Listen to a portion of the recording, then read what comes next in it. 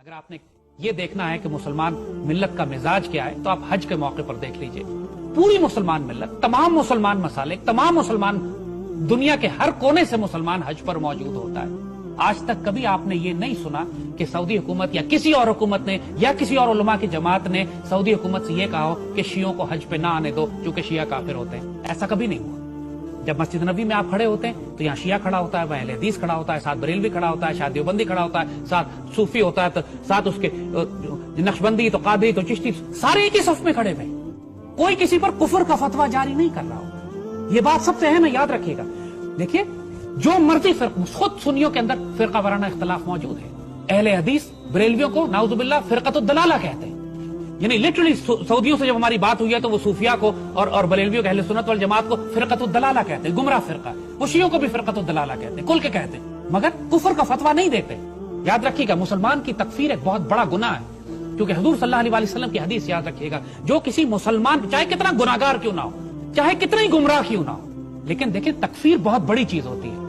جب کوئی مسلمان کو کفر کا فتویٰ جاری کرتا ہے تو وہ کفر کا فتویٰ اس پر لوٹ کر واپس آتا ہے. لیکن زید حامد صاحب، جس طرح سے آپ نے فرمایا کہ سعودی عرب میں تمام فرقوں سے تعلق رکھنے والے افراد اکٹھے ہوتے ہیں، لیکن اس کے باوجود سعودی عرب کی اہل تشیع کے خلاف جو عزائم ہیں وہ ڈھکے چھپے نہیں. دیکھیے اس کو چھوڑ دیجئے، وہ سیاسی اختلافات ہیں، مذہبی نہیں ہے. ہم نے عرض کی اس بات کو سمجھنے کی کوشش کی.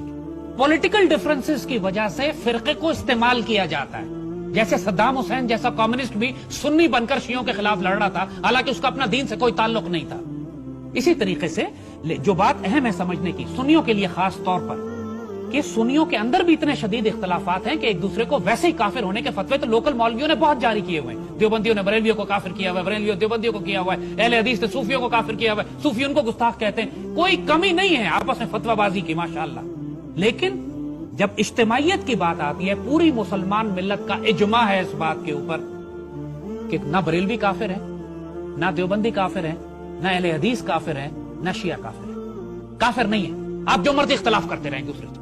لہٰذا جب سنی غلطی کرتے ہیں یہاں پر کہ شیعوں پر تکفیر جاری کرتے ہیں، تو تکفیر کے بعد ان کو بھڑکا کر ہتھیار اٹھا کر ان سے جنگ کروا کے فرقہ وارانہ فساد کرا کے خوارج کی حدود میں جانا یہ کوئی مشکل کام نہیں ہے دشمنوں کے لیے. لہٰذا بہت محتاط رہیں یہاں پہ اس بات میں. کسی مسلمان کو چاہے کتنا ہی گناہگار کیوں نہ ہو، تمہاری نظر میں جو جب مرتے ہیں یہ سب کے سب مسلمان مکہ مدینہ میں، تو جنت البقیع میں اکٹھے دفن ہوتے ہیں. ادھر سلفی لیٹا ہوا ہوتا ہے، اس کے ساتھ شیعہ لیٹا ہوتا ہے، اس کے ساتھ بریلوی اور اس کے ساتھ دیوبندی. آپس میں کوئی خبر کے اندر سے ٹھڈے نہیں مار رہے ہوتے ایک دوسرے کو کہ چل پڑے ہو تو وہاں پہ. سب اپنی اپنی خبر میں لیٹ کر اللہ کو حساب دے رہے ہوتے ہیں.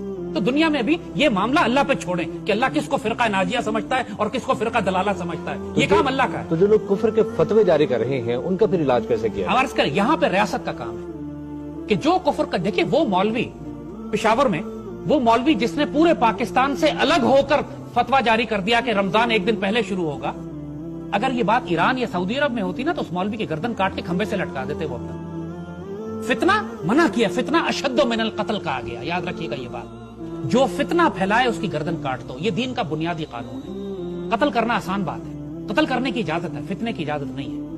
جو کسی مسلمان کی تکفیر کرے، جو کسی مسلمان کی تکفیر کا فتویٰ جاری کرے، اس کی گردن کاٹ دیں، سزائے موت دے دیں، فارغ کر دیں. فتنے اس طرح ختم ہوں گے. یاد رکھیے گا کیونکہ جب حج کے اوپر آپ ان کے ساتھ حج کرتے ہیں، جتنے پاکستان کے اندر، دیکھیں پاکستان کے اندر جو پاکستان میں جو تکفیر شیعوں کی جاری کرتے ہیں وہ کانگریسی دیوبندیوں خوارج کی ایک چھوٹی سی جماعت ہے. کوئی اہل سنت والجماعت شیعوں کی تکفیر نہیں کرتے، ایون اہل حدیث بھی تکفیر نہیں کرتے، ایون سعودی تکفیر نہیں کرتے. تکفیر کون کرتا ہے یہاں پہ؟ لشکر جھنگوی ٹائپ کرتے ہیں. لشکر جھنگوی کا تعلق کس مسلک سے؟ سب کو پتا ہے کون سا مسلک ہے ان کا. ٹی ٹی پی کا کون سا مسلک ہے؟ یہ سب کو پتا ہے یہ بات کہ یہ سارے کے سارے کانگریسی دیوبندی ہیں جن کا تعلق دارالعلوم دیوبند انڈیا کے ساتھ ہے. اس ایک چھوٹے سے مسلک کی وجہ سے جو پورے پاکستان سے جنگ کر رہا ہے، اس نے تکفیر صرف شیعوں کی نہیں کی ہوئی، اس نے تکفیر پورے مسلمان